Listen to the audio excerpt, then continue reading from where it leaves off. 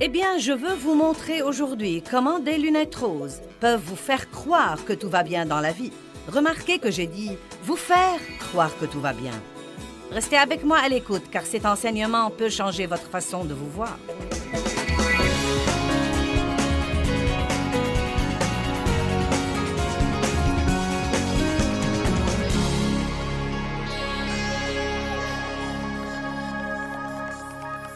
Je veux vous parler spécifiquement de 3 attitudes à propos desquelles nous devons nous demander. Est-ce que j'ai cette attitude?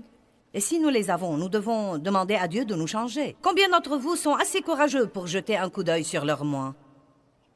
Je crois qu'il faut du courage pour se regarder. Il ne faut pas beaucoup de courage pour découvrir ce qui ne va pas chez les autres. Mais il faut un grand courage pour être vraiment honnête avec soi-même.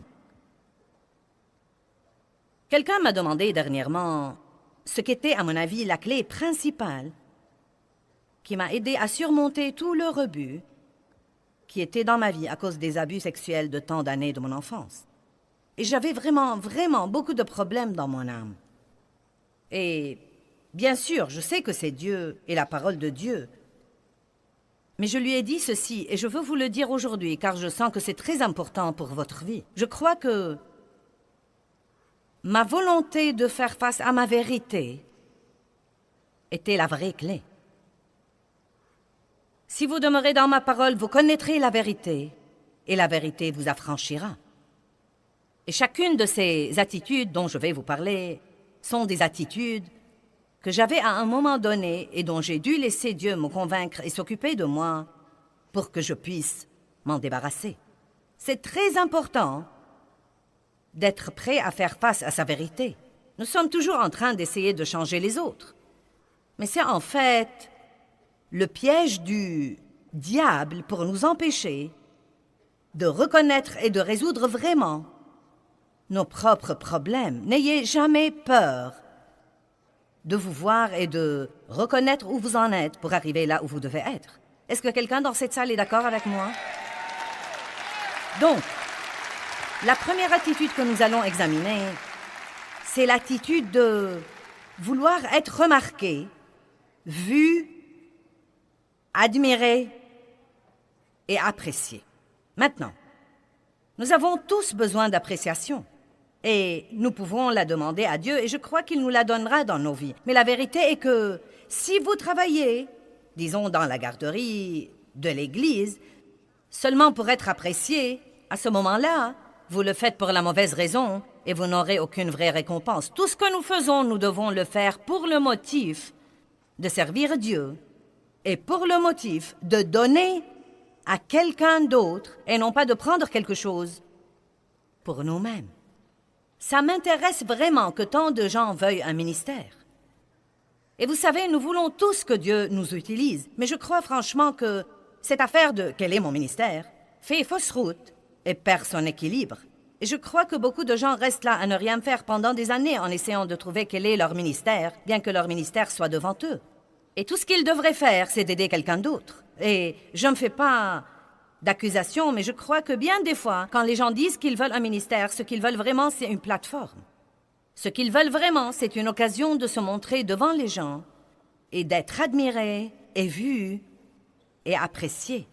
Et il est vraiment très difficile d'admettre ce genre de choses à soi-même. Mais je vais vous dire la vérité. Si vous êtes aujourd'hui prêt à dire, vous savez quoi? Je veux vraiment être assez courageux pour commencer à faire face à ma vérité. Et vous voyez, ce n'est pas pour vous condamner. Je ne suggère pas de laisser Dieu vous montrer les aspects de votre vie qui doivent changer pour que vous ayez une mauvaise conscience. Il ne s'agit pas du tout de ça. Mais à moins de faire face à la vérité ne peut pas vous libérer. Vous voyez, la Bible dit que nous jugeons les autres pour les mêmes choses que nous faisons. Eh bien, pourquoi est-ce qu'une personne censée ferait ça? Eh bien, parce que nous savons peut-être ce que quelqu'un d'autre devrait faire et nous pensons qu'il devrait le faire. Mais si nous ne le faisons pas nous-mêmes, il y a toujours une raison pour que nous ne le fassions pas.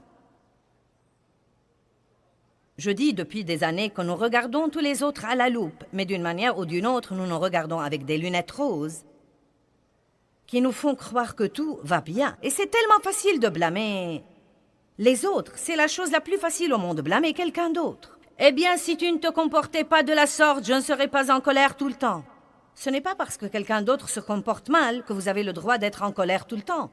Car la Bible vous dit non seulement d'être des gens paisibles, mais encore de procurer la paix. Et donc, je crois que nous devons ouvrir nos yeux à ce que fait l'ennemi quand il nous amène toujours à regarder ailleurs et à ne jamais avoir le courage de regarder dedans. David a prié, c'est noté dans le psaume 51:6. « Toi, ô Dieu, tu veux la vérité dans l'homme intérieur. » Et si vous ne pouvez pas arriver au point où vous pouvez faire face à votre vérité, je peux vous dire alors que vous ne grandirez jamais en Dieu. Vous resterez toujours à la même place et vous tournerez et tournerez autour de la même montagne. Peut-être que vous vous dites, écoute, je m'en veux déjà d'être comme ça et je suis venu ici ce soir pour me sentir mieux et maintenant je ne veux pas que tu te tiennes là pendant 1 heure pour me crier que je dois faire face à tout ce qui ne va pas chez moi. Bien maintenant, écoutez. L'apitoiement sur soi, parce qu'on a toutes ces choses excentriques, ce n'est pas du tout faire face à la vérité. Et je crois que beaucoup de gens disent « Oh oui, je suis nul. Non, mais j'ai fait ça pour des années, je suis nul. Vraiment nul. Quand quelque chose tourne mal, c'est toujours moi, c'est toujours moi. J'ai une grande gueule, je ne fais pas ceci et cela comme il faut. Mais vous savez quoi? Je ne faisais vraiment face à rien. Je m'apitoyais sur moi-même et je murmurais et ronchonnais. Mais quand j'ai vraiment commencé à dire « Vous savez quoi? J'ai cette mauvaise attitude. Je suis très malheureuse parce que je suis égoïste. » C'est à ce moment-là que j'ai commencé à changer. Donc je vous le dis, vous me regardez tous comme... Mais je vous dis la vérité, si vous voulez savoir quelle était l'une des premières choses qui m'ont aidé à passer de là où j'étais à là où je suis, je vais vous dire ceci. Vous devez avoir le courage de laisser le Saint-Esprit vous prendre la main et commencer à vous révéler la vérité, et vous devez arrêter de vous inquiéter pour tous les autres et ce qu'ils font. Et en voilà la raison. Quand vous allez comparaître devant Dieu, il ne va vous demander que de vous. Dieu ne va pas me demander de Dave. Il ne va pas me demander de mon voisin. Il ne va pas me demander de mes enfants. Je vais rendre compte pour moi-même à Dieu. Je vais donc veiller à faire tout ce que je peux faire pour être le genre de personne que Dieu veut que je sois. Nous devons donc nous débarrasser de l'attitude qui dit « je veux être remarqué et vu ». Je veux être admiré, qui finit toujours par nous mettre dans une situation où nous faisons de bonnes œuvres, mais pour toutes les mauvaises raisons. Comme j'ai déjà dit ce week-end, Dieu est un Dieu de cœur. Et je vais vous dire la vérité, Dieu préfère avoir quelqu'un qui a une merveilleuse attitude et un comportement mauvais plutôt que d'avoir quelqu'un qui a un merveilleux comportement et un cœur méchant et mauvais. Vous m'avez entendu? C'est pourquoi Dieu ne s'intéresse pas du tout aux poseurs qui posent pour la galerie, mais qui vraiment, à l'intérieur, sont critiques et s'érigent en juges et font tout ce qu'ils font pour être vus et remarqués. Matthieu 23, 1-7. Alors Jésus, parlant à la foule et à ses disciples, dit « Les scribes et les pharisiens sont assis dans la chaire d'autorité de Moïse. Faites donc et observez tout ce qu'ils vous disent, mais ne faites pas selon leurs œuvres, car ils disent et ne font pas. » Maintenant, la première chose que nous devons comprendre, c'est que tout ce que nous demandons aux autres de faire, nous devons veiller à le faire nous-mêmes. Ne dites pas à vos enfants, ne les punissez pas pour avoir menti. Si vous leur dites quand le téléphone sonne de dire à quiconque est sur l'autre bout que maman n'est pas là.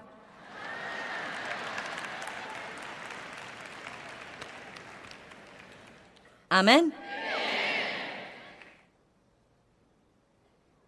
Ils lient des fardeaux pesants, difficiles à porter, et les mettent sur les épaules des hommes, mais ils ne veulent pas les remuer du doigt. Les gens religieux légalistes donnent toujours à tous les autres des tas de trucs à faire, mais ne prient même pas pour eux pour qu'ils aient la force de les faire. Ils font toutes leurs œuvres pour être vus des hommes. Je sais que ceci va être un peu dur à certains égards aujourd'hui, surtout si vous ne l'avez jamais fait.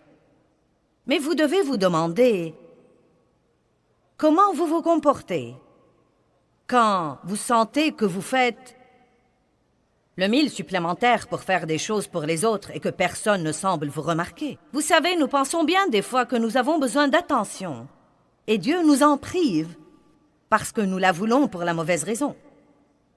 Je me rappelle une femme On m'a prévenu, c'était quand mon ministère était, vous savez, beaucoup plus petit. Et j'avais une réunion hebdomadaire dans notre église locale. Et on m'a prévenu que cette femme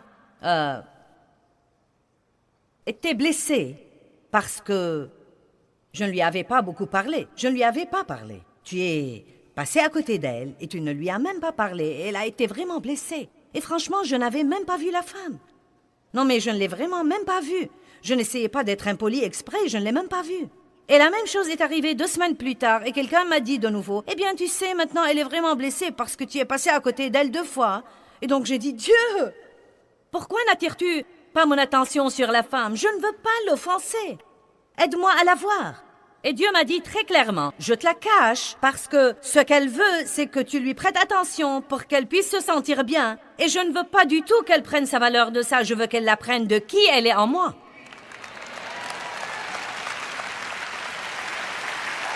Donc, à vrai dire, il y a tant de fois où nous n'obtenons pas ce que nous voulons. Et ça nous exaspère. Mais si nous allons plus profondément dans notre relation avec Dieu, nous découvrirons qu'il y a quelque chose qu'il essaye de travailler en nous et qui nous sera si précieux. Savez-vous combien c'est douloureux? Si le seul moyen d'être heureux est que tout le monde nous prête attention et qu'il nous donne tous les jours toutes les prévenances dont nous croyons que nous avons besoin pour nous aider à tenir le coup. J'étais comme ça autrefois et j'étais blessée tout le temps. Et maintenant, je m'en suis libérée. Mais j'ai dû passer par ce dont je parle ici pour arriver à cette liberté. J'ai dû arriver à un point où je me suis dit, tu sais quoi? Tu veux vraiment être remarqué et être vu un peu trop, et pour beaucoup de mauvaises raisons, et ce n'est absolument pas ce que Dieu veut pour toi. Bien, je crois que vous vous réveillez maintenant. Ils font toutes leurs œuvres pour être vus des hommes. Allons à Matthieu 23, 23. Malheur à vous, scribes et pharisiens hypocrites, parce que vous payez la dîme de tout ce que vous avez, alors que vous négligez les choses les plus importantes de la loi. Regardez le verset 25. Malheur à vous, scribes et pharisiens hypocrites, vous qui purifiez l'extérieur de la coupe et du plat, alors que l'intérieur est rempli d'extorsion, de pillage, de cupidité et d'intempérance. Waouh! Pharisiens aveugles, purifie d'abord le dedans de la coupe et du plat, afin que le dehors aussi devienne pur. Malheur à vous, scribes et pharisiens hypocrites, vous qui ressemblez à des sépulcres blanchis, qui paraissent beaux au dehors, mais au dedans sont pleins d'ossements de mort. Vous de même, au dehors vous paraissez juste aux hommes, alors qu'au dedans vous êtes remplis d'hypocrisie et d'iniquité. L'exemple qui me vient à l'esprit et que vous comprendrez tous, vous m'entendez dire, vous pouvez vous mettre sur votre 31 et aller à l'église, mais cela ne dit à personne ce qui se passe au dedans de vous. Vous pouvez regarder quelqu'un et lui dire, le Seigneur soit loué, sœur. Et puis vous vous dites, pourvu qu'elle ne reste pas longtemps, car je ne peux pas du tout supporter cette femme. Maintenant, c'est du mensonge. C'est du faux semblant. Je me souviens quand Dave et moi, nous étions sur notre 31 les dimanches. Son costume 3 pièces, ma robe en polyester, tout était assorti. J'habillais moi-même tous mes enfants. Ils étaient propres et tirés à 4 épingles. Je tenais à ce que tout soit beau et assorti, et les cheveux bien coiffés, et tout le monde devait être juste comme il faut. Et aussi sûr que 2 et 2 font 4, le diable nous créait une dispute tous les dimanches matins. Et nous nous querellions pendant tout le parcours, et nous nous disputions, et nous crions, et nous hurlions. Et dès que nous arrivions à l'église, le Seigneur soit loué! Oui, à Dieu soit la gloire, merci Jésus, alléluia! Oui, amen! Comment allons-nous tous? Nous sommes bénis, bénis, et entrants et sortants et privilégiés par Dieu, alléluia! Oui, le diable est sous mes pieds, amen, à Dieu soit la gloire! Nous devions être impressionnants parce que nous étions dans le leadership de l'Église et donc nous avions nos propres places. Personne ne s'asseyait à nos places. Finalement, j'avais même une place de stationnement qui portait mon nom. Maintenant, c'était vraiment génial. C'est étonnant ce que ce rebut pourrait signifier pour vous. Et vous ne le savez même pas jusqu'à ce que Dieu ne l'arrache de dessous de vous. Et à ce moment-là, votre monde commence à s'effondrer. Si vous voulez une position pour sentir que vous avez de la valeur, votre valeur à ce moment-là est liée à ce que vous faites et vous devez apprendre davantage qui vous êtes en Christ. Je sais déjà que probablement un jour, quelqu'un me regardera quand je ne pourrai peut-être plus faire ce que je fais comme je le fais maintenant. Et probablement un jour, je vais entendre quelqu'un me dire « N'est-ce pas que tu étais Joyce Meyer autrefois ?»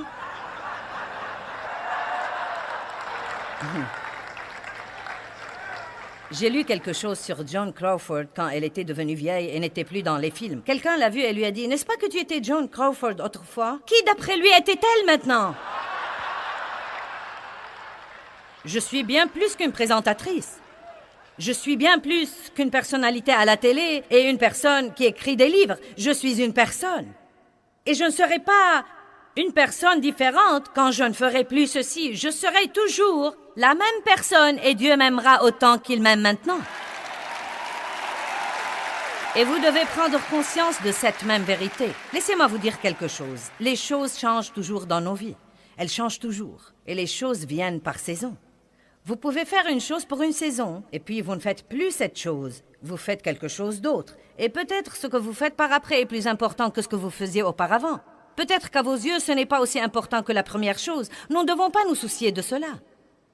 Nous devons arrêter de tirer notre valeur de ce que nous faisons et de qui nous applaudit et de la plateforme où nous sommes et de ce que nous connaissons et de ce que nous portons et de l'étiquette de nos vêtements et de tous ces trucs extérieurs. Croyez-vous que Dieu était content de moi quand je m'habillais et que j'allais à l'église et que je faisais comme si tout allait bien après m'être querellé avec mon mari pendant tout le parcours et en ayant entièrement l'intention de lui dire ces 4 vérités dès que nous sortirons de l'église pour regagner la maison?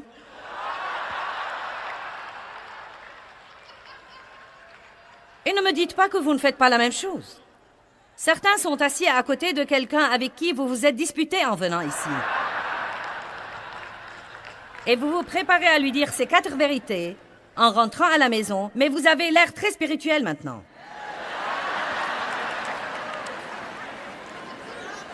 Je me rappelle que je me tenais au premier rang. Je livre mon tout. Et je réfléchissais sans cesse. Nous avons cette vie double. Nous pouvons faire cette chose-ci de l'extérieur, alors que quelque chose de différent se passe à l'intérieur. Et c'est ce que j'essaye de vous faire comprendre aujourd'hui. Dieu voit toujours notre intérieur, et il entend notre intérieur, et entend toutes ses pensées, et voit toutes ses attitudes que nous essayons de cacher à tous les autres autour de nous. Mais c'est sur quoi Dieu va nous juger vraiment. Arrêtez donc d'essayer d'impressionner quelqu'un d'autre, et apprenez à vivre devant Dieu seul.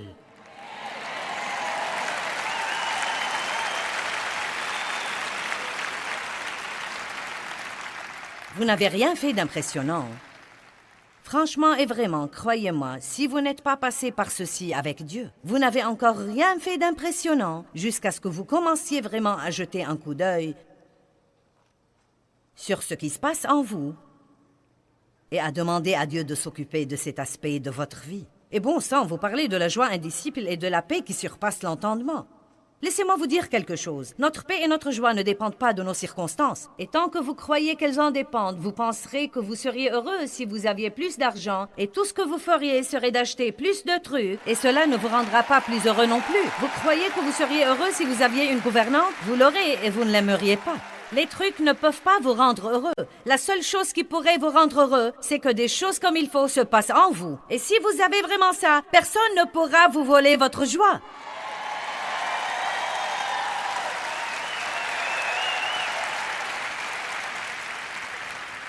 1 Corinthiens chapitre 3, je me souviens, quand j'ai tout d'abord commencé à étudier la parole de Dieu, après que le Saint-Esprit m'eut touché en 1976, je me souviens que ceci était l'un des premiers groupes de versets par lesquels Dieu a commencé à s'occuper fortement de moi. Ceci et l'autre sur la vérité, dans Jean 8. Et il s'agit là de motifs. Je suis contente que ce soit l'une des premières choses que Dieu ait choisi pour s'occuper de moi. Car franchement, avant que ceci ne soit arrangé dans nos vies, nous n'allons pas faire beaucoup de progrès. Et donc voici ce que la Bible dit, verset 10. « Selon la grâce, le don spécial pour ma tâche que Dieu m'a donné, comme un bon architecte et un maître bâtisseur, j'ai posé le fondement, et maintenant un autre homme bâtit dessus. Mais que chaque homme prenne garde à la manière dont il bâtit. Car personne ne peut poser un autre fondement que celui qui a déjà été posé, lequel est Jésus-Christ. Or, si quelqu'un bâtit sur ce fondement, avec de l'or, de l'argent, des pierres précieuses, du bois, du foin ou du chaume. L'œuvre de chacun sera clairement, ouvertement manifestée et mise en évidence, car le jour de Christ la fera connaître, parce qu'elle se révélera dans le feu, et le feu prouvera ce que vaut l'œuvre de chacun. Si l'œuvre de quelqu'un est bâtie sur le fondement, le produit de ses efforts subsistera, il recevra une récompense. Mais si l'œuvre de quelqu'un vient à être consumée sous le test, il perdra sa récompense, bien qu'il sera sauvé lui-même, mais comme on l'est à travers le feu. Maintenant, qu'est-ce que cela veut dire? Cela veut dire que je peux faire tout ce que je fais. Je peux passer tout mon temps et je peux passer toute ma vie à essayer d'impressionner les gens. Je peux passer tant de temps à faire de bonnes œuvres. Mais un jour, la valeur de toutes ces œuvres sera évaluée et révélée. Et celles qui ont été faites avec un motif impur seront brûlées par celui dont les yeux sont une flamme ardente qui est Jésus examinant nos vies. Cela ne veut pas dire que nous n'irons pas au ciel, mais que nous perdons la récompense de ces œuvres. Voici donc le problème. Les gens légalistes, pharisiens, hypocrites et poseurs s'épuisent tout le temps à essayer d'impressionner les autres, mais le temps que nous passons ici-bas est très court par rapport à l'éternité. Et nous allons comparaître devant Dieu, et il ne va pas nous demander ce que nous avons fait. Il va examiner pourquoi nous l'avons fait. J'ai un membre de la famille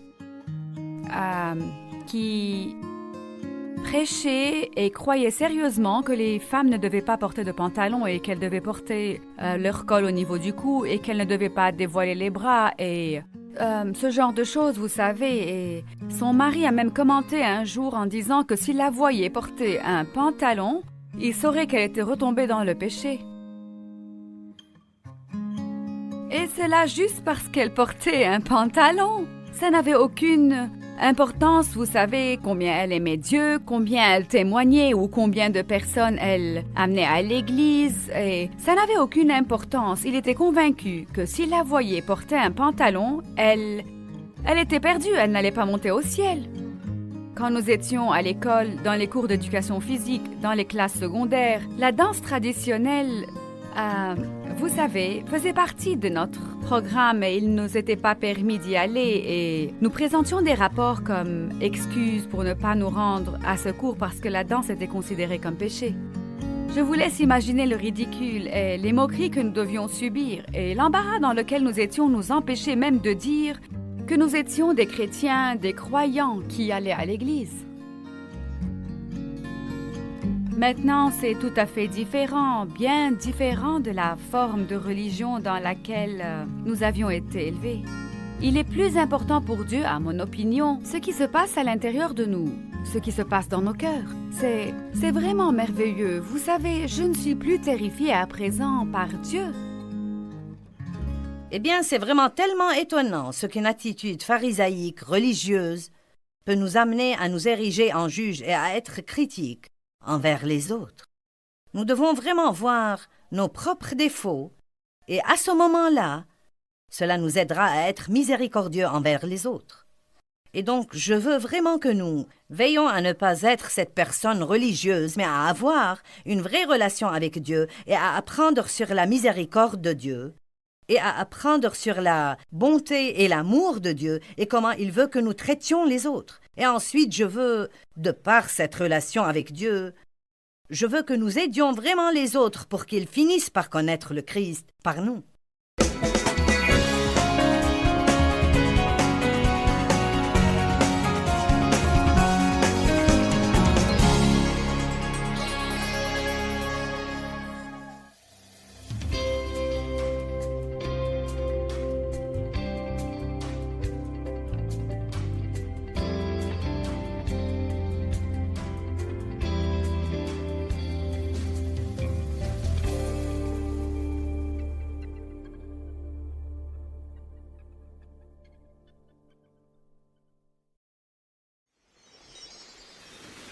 Dieu ne nous demande pas de juger si quelqu'un mérite ou non notre aide. Il nous demande simplement d'aider. Restez avec nous dans Jouissez de votre vie.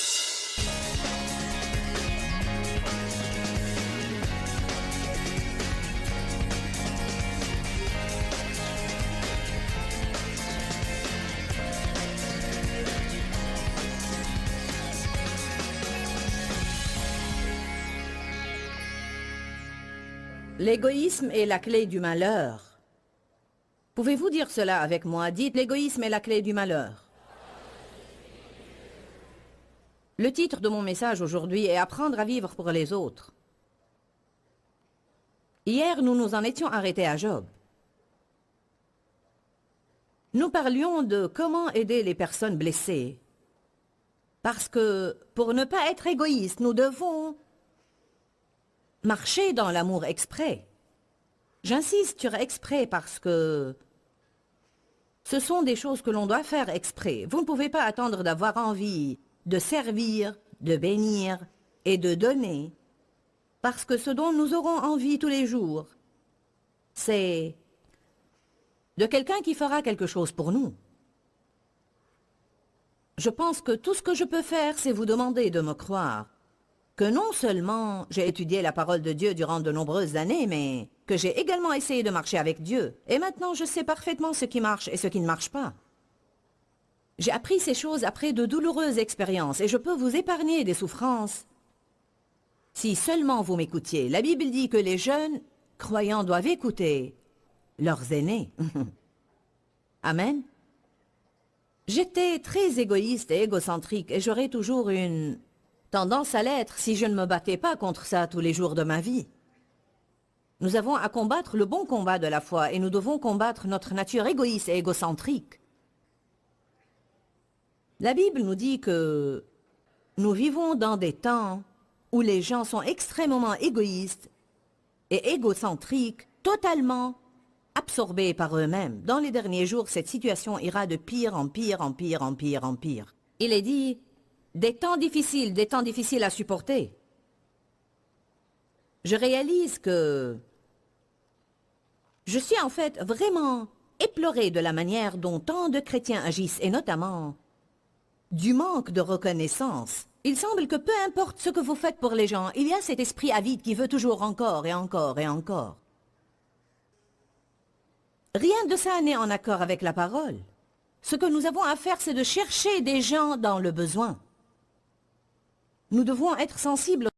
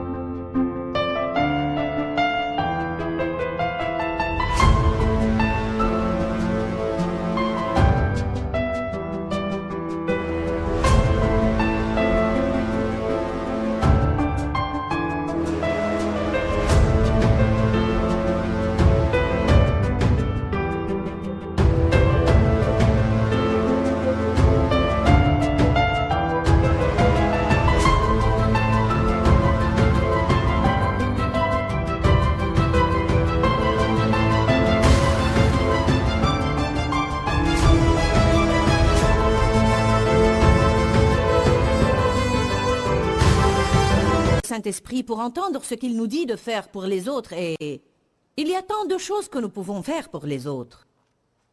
De petites choses, de grandes choses, mais souvent ce sont les petites choses qui sont les plus signifiantes pour les gens. Chacun de vous ici a une onction de Dieu pour faire de petites choses. Jésus lui-même a fait de petites choses que, souvent dans notre vie, nous pourrions trouver insignifiantes tant et si bien que nous les négligeons. Et pourtant, Jésus a fait ces choses à titre d'exemple. Nous allons en voir certaines aujourd'hui. Job a dit quelque chose d'absolument incroyable. J'ai conclu avec cela la nuit dernière, mais j'aimerais commencer avec cela aujourd'hui. Job 31, verset 16. Ai-je refusé aux indigents ce qu'ils désiraient? Ai-je fait languir les yeux de la veuve? Verset 17. Ai-je mangé seul mon morceau de pain sans que l'orphelin puisse en manger? Non, dès ma jeunesse, l'orphelin a grandi avec moi comme avec un père. Et dès le ventre de ma mère, j'ai guidé la veuve. Bon, Dieu semble donc avoir une place spéciale dans son cœur pour les enfants sans parents et pour les femmes sans mari, à moins bien sûr qu'elle n'ait été appelée et qu'elle n'ait été ointe par Dieu pour une vie de célibat. Et il se trouve de telles personnes. La Bible nous en parle. Une femme ayant été mariée et qui a perdu son mari et une femme veuve. Mais aussi, il y a aujourd'hui beaucoup de personnes divorcées. C'est également un type de veuvage. Nous pouvons adopter l'attitude froide qui consiste à dire « si tu avais demandé à Dieu, tu n'aurais pas épousé la mauvaise personne et tu ne serais pas dans cette situation ». Si vous étiez là hier, alors vous savez déjà que vous ne devez pas avoir cette sorte d'attitude sans cœur. Vous devez être miséricordieux parce que vous êtes déjà passé par là. Mais par la grâce de Dieu, j'en suis arrivé ici. Amen. Dieu ne nous demande pas de juger si quelqu'un mérite ou non notre aide. Il nous demande simplement d'aider. Je vais le redire. Dieu ne nous demande pas de juger si oui ou non quelqu'un mérite notre aide. Il nous demande seulement d'apporter de l'aide. Dieu ne nous a pas appelés à juger les gens, mais à les aider. Il aide sans arrêt des personnes qui ne le méritent pas et j'en fais partie. Si nous devions obtenir ce que nous méritions, nous serions déjà morts depuis longtemps. Verset 19. Ai-je vu le vagabond manquer de vêtements? Le pauvre n'avoir point de couverture? Parlons de vêtements. Tout ce que nous avons à faire est de regarder là où nous travaillons. Qui n'a apparemment que 3 ou 4 tenues? Qui porte systématiquement encore et toujours la même chose? Ou bien, quelles sont les personnes dont les habits n'ont pas été à la mode depuis un long, long moment? Gardez les yeux ouverts et soyez prêts à rencontrer des besoins. Comme ça serait beau pour quelqu'un de recevoir de votre part un bon d'achat et d'entendre « je veux t'offrir un nouvel ensemble ». Ou bien exercer votre foi et arriver au point de dire à quelqu'un « j'aimerais t'offrir une nouvelle garde-robe ». Nous devons penser plus grand, et pas seulement quand il s'agit de ce que nous pourrions obtenir, mais penser plus grand quand il s'agit de ce qu'on peut donner. Allez maintenant. J'ai commencé à croire Dieu il y a 3 ans que je serais capable de donner des maisons, des voitures, envoyer des personnes en vacances, des personnes qui n'avaient jusque-là jamais pu se le permettre, acheter à des gens une maison entièrement meublée, ou bien une garde-robe tout entière. Ne le croyez pas seulement pour vous-même. Croyez pouvoir être capable de faire de plus grandes choses pour les autres. Si vous faites cela, évidemment que vous allez être bénis, car pour être en mesure de faire cela, vous devez avoir plus. La Bible dit dans Jacques, chapitre 4, que nous prions pour des choses que nous n'obtenons pas, car nous les demandons avec des motifs mauvais et égoïstes. Obtenir quelque chose pour en fait être le seul à en profiter. Donc, une fois encore, si nous demandons à Dieu de nous bénir afin d'être une plus grande bénédiction, spécialement Seigneur, bénis-moi, fais quelque chose dans mes finances, interviens au point que je puisse acheter une voiture à quelqu'un. Interviens au point que, si besoin est, je puisse louer un appartement à quelqu'un qui n'en a pas et payer le loyer de toute une année jusqu'à ce qu'il puisse s'en sortir.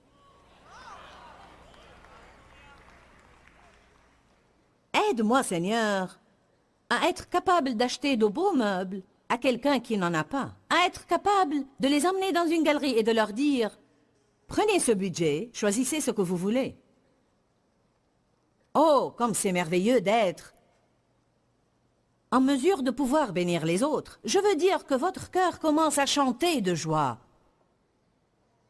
Ne restez pas là à penser, oui, ça serait bien si j'avais l'argent pour faire ça.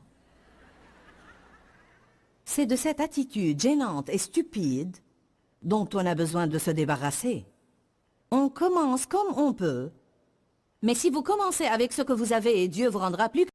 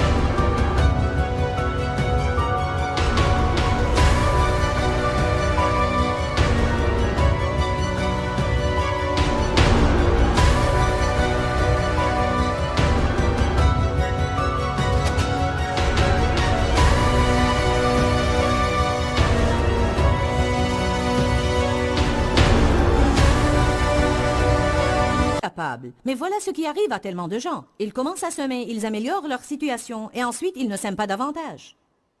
Chaque fois que notre situation s'améliore, il faut augmenter la semence.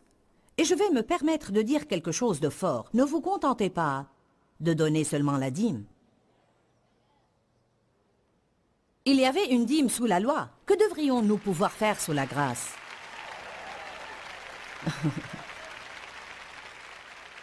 Ne dites pas, bon, certains d'entre vous n'ont même pas commencé à donner leur dîme. Et je le sais très bien. Et en ce moment, vous n'appréciez pas le fait que j'en parle. Mais je ne prêche pas pour vous plaire, je prêche pour plaire à Dieu. Alléluia. Je vous dis cela conformément à la parole de Dieu. Si vous ne donnez pas votre dîme, si vous n'êtes pas quelqu'un qui donne, vous vivrez sous une malédiction. Ce n'est pas moi qui le dis. Cela est dit dans le livre de Malachie et ailleurs. Vous n'allez pas être heureux si vous n'êtes pas un donateur. Et vous devez être quelqu'un qui donne, avec une bonne attitude. Il se peut que votre chair pleure un peu. Vous pouvez être en train de faire une chose juste, mais votre chair va continuer à se plaindre. J'avais un bracelet que j'aimais beaucoup, et Dieu m'a dit une fois de le donner à une des filles de l'équipe de louanges. Elle n'est plus avec nous maintenant. Je vous dis toute la vérité. Chaque fois que je voyais cette fille porter ce bracelet, ma chair voulait pleurer. Je peux le sentir, c'était un peu... Oh. Cela s'appelle mourir à soi. Écoutez-moi, on ne meurt pas sans avoir mal. Il n'y a pas de croix capitonnée. En fait, on ne peut pas avoir la croix sans avoir mal. La croix que Dieu veut que nous portions ne consiste pas en des désastres, des maladies dévastatrice et tout ça. Il veut que nous vivions une vie désintéressée. Donc il a des choses, j'aimerais que nous parlions aujourd'hui des choses créatives que nous pouvons faire pour les autres. Nous avons 5 semi-remorques qui transportent notre matériel d'une conférence à l'autre avec des chauffeurs, dans chacune d'elles, et donc ils s'arrêtent et mangent ensemble souvent. Et l'un d'eux m'a dit la nuit dernière que plusieurs fois, et je pense qu'il m'a dit que presque chaque fois qu'ils s'arrêtaient, il y a cet accord entre eux de se cotiser et tous y mettre un peu d'argent pour pouvoir payer l'addition de quelqu'un qui se trouve dans le restaurant. Alors ils entrent et se disent « D'accord maintenant, qui sera notre cible ?» Et ils commencent à prier jusqu'à ce que l'un d'eux suggère « Que pensez-vous de ce couple de retraités là-bas ?» Ou « De cet homme-là, cet homme qui semble si découragé » ou bien « De ce jeune couple là-bas avec ses 4 enfants. On est d'accord, c'est le bon. » Ensuite, ils se procurent l'addition auprès d'une serveuse et puis, secrètement, la payent. Et c'est beaucoup de plaisir d'observer la réaction des gens.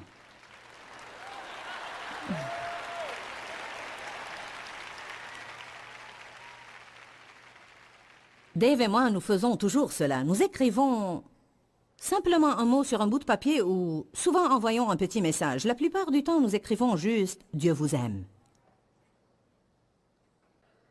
Vous êtes spécial, Dieu vous aime. Vous ne savez pas combien ces choses vont toucher le cœur des gens. Vous ne pouvez pas savoir. Donc, vous devez être plus audacieux si vous voulez devenir un donateur radical. Que se passera-t-il quand Dieu vous demandera de faire des choses pour des étrangers? Parfois, cela ne nous dérange pas si nous savons que nous serons appréciés. Bonjour.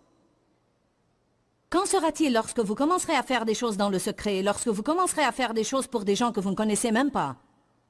Waouh! Cela rend le diable fou.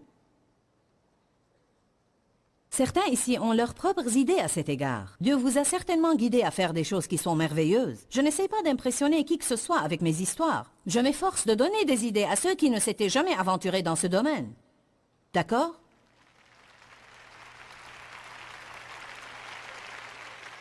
Parfois, on passe à côté.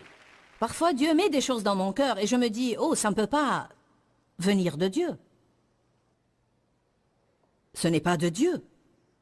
J'ai compris la leçon et je ne veux pas avoir ce poids sur la conscience. Je veux simplement faire ce que Dieu me demande de faire et être une bénédiction. Amen. Parce que je crois que cela affecte l'onction sur nos vies et je sais pour sûr que cela affecte notre niveau de joie. On peut s'accrocher à une chose que Dieu nous demande de donner, mais cette chose ne pourra pas nous procurer la joie, à moins que Dieu ne l'éoigne pour nous apporter cette joie. Ecclésiaste dit, c'est Dieu qui non seulement nous bénit, mais nous donne la possibilité de jouir de nos bénédictions. Vous voyez, il y a des gens riches qui ont des choses et qui sont atrocement misérables parce qu'il n'y a pas d'onction sur leur vie pour jouir de ce qu'ils ont. Revenons à Job. 31-20. Sans que ses reins m'aient béni, pour l'avoir vêtu, sans qu'il ait été réchauffé par la toison de mes agneaux, ai-je levé la main contre l'orphelin parce que je me voyais soutenu par les juges et me savais soutenu à la porte. Maintenant, lisez bien le verset 22. Que mon bras se détache de mon épaule et mon avant-bras du coude.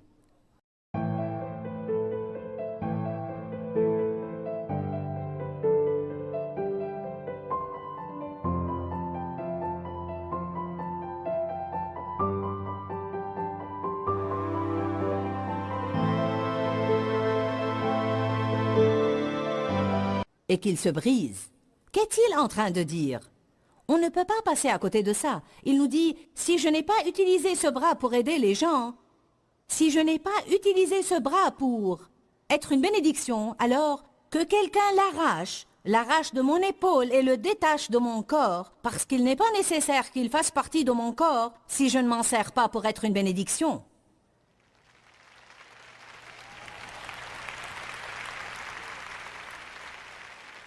C'est une des choses les plus merveilleuses que j'ai vues. Prenez Ésaïe chapitre 1.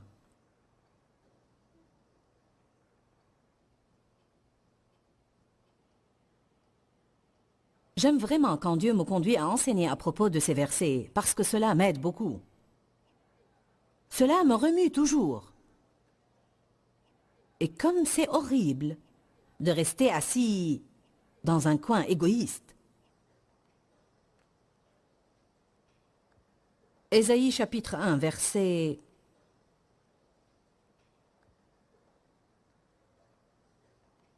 16 et 17. Lavez-vous, purifiez-vous. Ôtez de ma vue la méchanceté de vos actions. Cessez de faire le mal. Apprenez à faire le bien. Recherchez le droit. Le mot rechercher signifie désirer ardemment quelque chose, poursuivre, suivre de toutes ses forces. C'est un mot très fort dans la Bible. Rechercher la justice. Cela ne parle pas simplement d'une justice pour vous, cela parle de la justice pour ceux qui sont oppressés. En d'autres mots, quand vous voyez des gens qui ne sont pas traités avec justice, recherchez et trouvez un moyen de les aider à rétablir la justice dans leur vie. Soulagez les opprimés. Corrigez l'oppresseur. Faites droit à l'orphelin et défendez la veuve. Verset 19. Si vous le voulez et vous êtes obéissant, vous mangerez les meilleurs produits du pays. Verset 23. Tes chefs sont rebelles et complices des voleurs. Tous aiment les présents et courent après les récompenses. Ils ne font pas droit à l'orphelin et la cause de la veuve ne les préoccupe pas.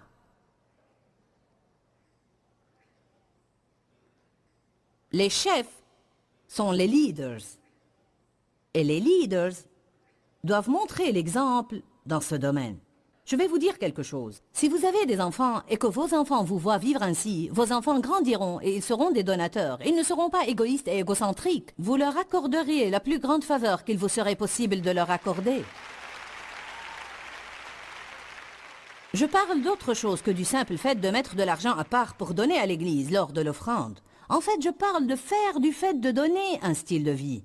Je pense que notre conception actuelle de ce qu'est un chrétien est tellement erronée, et nous avons d'ailleurs assez compliqué la chose. Mais je vous dis que cela est supposé être un style de vie. C'est simplement votre manière de vivre. Vous ne restez pas assis toute la journée à vous contenter de faire quelques activités religieuses, mais vous êtes impliqué avec des gens. Vous êtes impliqué dans la vie, et partout où vous allez, vous êtes à l'affût d'un besoin, vous êtes une bénédiction.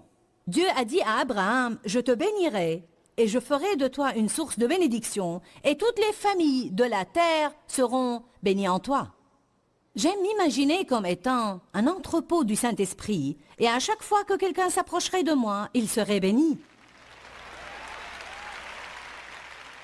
Vous vivez votre vie de tous les jours ainsi. Vous donnez un compliment par-ci, vous donnez un encouragement par-là, vous répondez à un besoin ici, vous donnez un sourire là-bas, vous répondez à un autre besoin ailleurs. C'est un style de vie. Ce n'est pas quelque chose avec un pourcentage à atteindre. Ce n'est pas du genre « j'ai donné ma dîme l'autre fois, c'est tout ce qui m'est demandé de faire ». Nous ne parlons pas de ce que nous sommes tenus de faire. Quand nous faisons ce que nous sommes tenus de faire, nous sommes sous la loi. Et la loi produit la mort en nous. 2 Corinthiens dit que la loi est gravée sur des pierres, qu'elle produit des cœurs durs et elle produit la mort, mais celui qui est conduit par l'esprit expérimente la vie.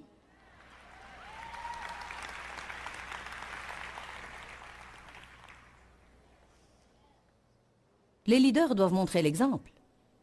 Les prédicateurs doivent prêcher cela. Les pasteurs doivent l'enseigner. Les parents doivent permettre à leurs enfants de voir cela en eux. Alléluia. Dave et moi avons vécu ainsi et chacun de nos enfants est comme ça. Chacun d'eux. Chacun de nos enfants est comme ça. Nous avons donné une somme d'argent à chacun de nos enfants.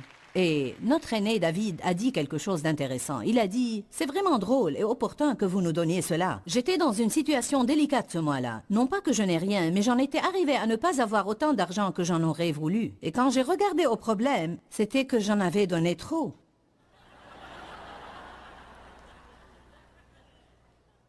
Amen. Il a dit « Le Seigneur nous le rend toujours. » Nous avons entendu parler de Sodome et Gomorrhe et du péché de Sodome. Tout le monde sait à propos de...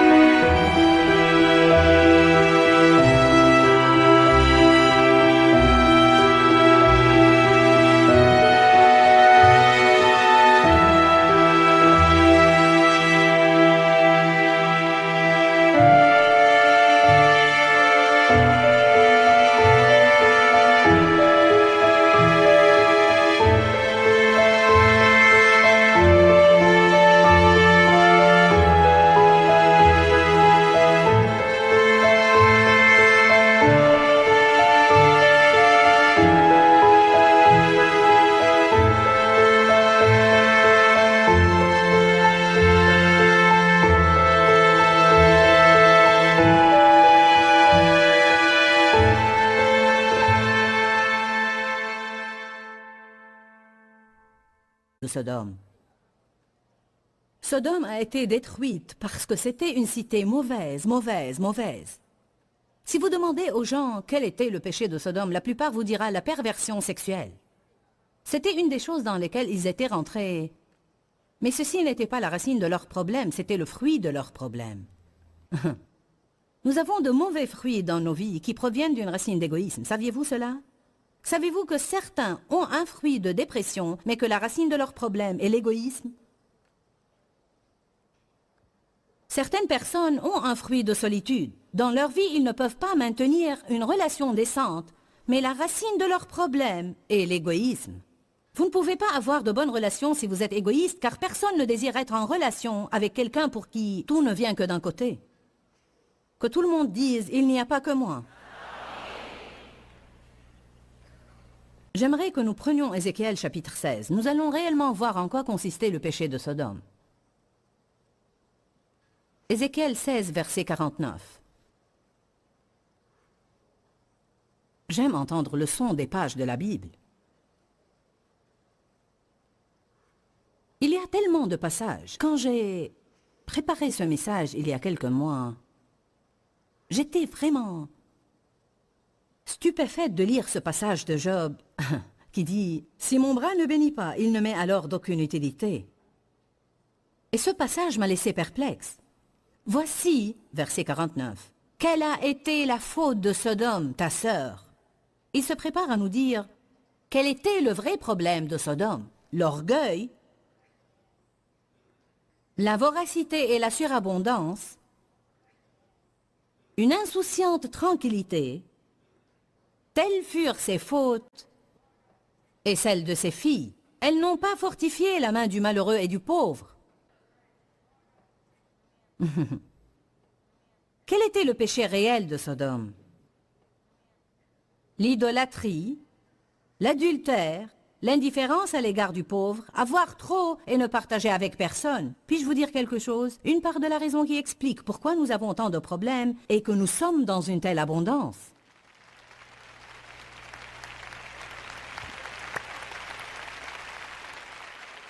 Et maintenant, je vais vous dire quelque chose d'autre. Et j'aimerais que vous m'écoutiez jusqu'au bout, avant de me jeter des pierres.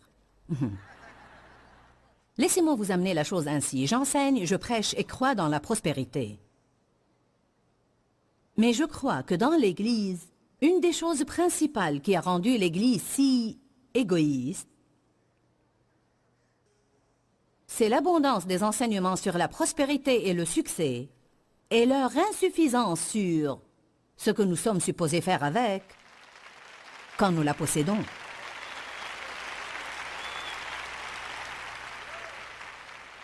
En disant cela, je ne pointe du doigt personne. Il y a une multitude de prédicateurs prêchant la prospérité, et c'est ce que j'enseigne également. Dans un article de journal, le monsieur qui m'interviewait disait « Qu'est-ce que vous dites de la doctrine de prospérité? Vous êtes jugée et critiquée étant une prédicatrice de la parole et de la foi. » J'ai dit « Je ne crois pas en la pauvreté. » Eh bien, apprendre à vivre pour les autres est un véritable défi. Parce que pour être honnête, nous voulons habituellement que les autres vivent pour nous. La Bible nous enseigne que Jésus lui-même disait que les plus grands étaient ceux qui se rendaient serviteurs de tous. Nous pensons aux serviteurs et nous pensons réellement au service avec de mauvaises connotations. Mais Jésus ne le voyait pas sous cet angle. Il attend de nous que nous soyons complètement et totalement délivrés de l'égoïsme et de la centration sur soi. Et c'est dans ce sens que j'ai donné cette série d'enseignements intitulée « J'étais toujours sur mon esprit ». Je crois qu'elles seront une bénédiction et un profit pour vos vies parce que je crois que plus nous serons délivrés de l'égoïsme, plus nous serons heureux, plus nous serons en paix et mieux nous nous sentirons à l'égard de nous-mêmes. Et alors Dieu pourra nous utiliser afin d'être une réelle bénédiction pour beaucoup d'autres personnes. Eh bien, la Bible dit que la joie du Seigneur est notre force. Dans Jean 10, Jésus dit « Le voleur ne vient que pour voler, tuer et détruire. Moi, je suis venu afin que vous ayez la vie et que vous l'ayez en abondance, jusqu'à débordement. » Je vous encourage aujourd'hui à jouir de votre famille, jouir de vos enfants, jouir de votre époux, jouir de vos amis, jouir de vous-même, mais prenez la décision de jouir de votre vie. Ne désirez pas toujours la vie d'un autre, mais prenez la décision de jouir de votre vie. Jésus est mort afin que nous puissions faire cela. Que Dieu vous bénisse et à très bientôt. Quand, Seigneur, quand? Dans ce livret, Joyce Meyer vous apprend à faire confiance au temps de Dieu. Pour obtenir ce livret gratuitement, écrivez-nous à Joyce Meyer, boîte postale 40095-6300, Larnaca, Chypre. Ou bien visitez notre site web www.joycemeyerme.org/fr.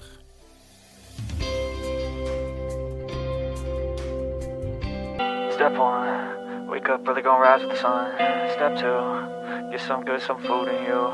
Step 3, think real hard about what you wanna be. Step 4, everybody just do your thing. Wake up, today's gonna be a good day. Wake up, today's gonna be a good day. Wake up, today's gonna be a good day. Wake up, today's gonna be a good day. Wake up, today's gonna be a good day. Wake up, today's gonna be a good day. Wake up, today's gonna be a good day. Wake up, today's gonna be a good day. Yo, set your affirmations, aspirations. I got shit to do, the aftermath of preparation. Good food, good mood, blood in circulation.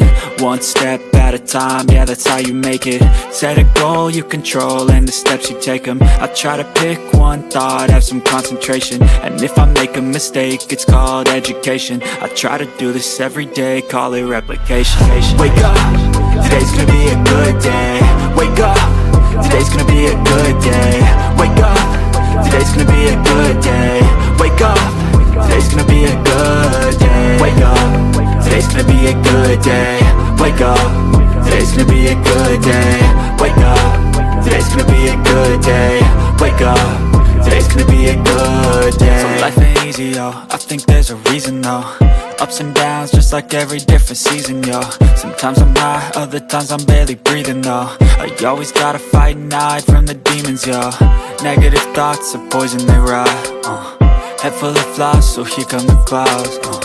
They'll never stop unless I can swap all the bad for the good in my head when I'm lost. Yeah, so I'ma fake it till I make it. Positive thoughts are overtaken, I got patience. One day at a time is how you operate a cadence. A flow, you grow, you show yourself a foundation. Stay away from all the shit that causes temptation. I know that I like to do it cause it's sensation. I live my life in my head like a narration. Don't expect greatness, do my best, man, I'll take it. Wake up, today's gonna be a good day.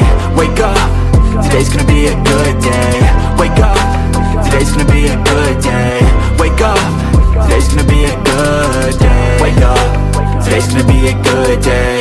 Wake up, today's gonna be a good day. Wake up.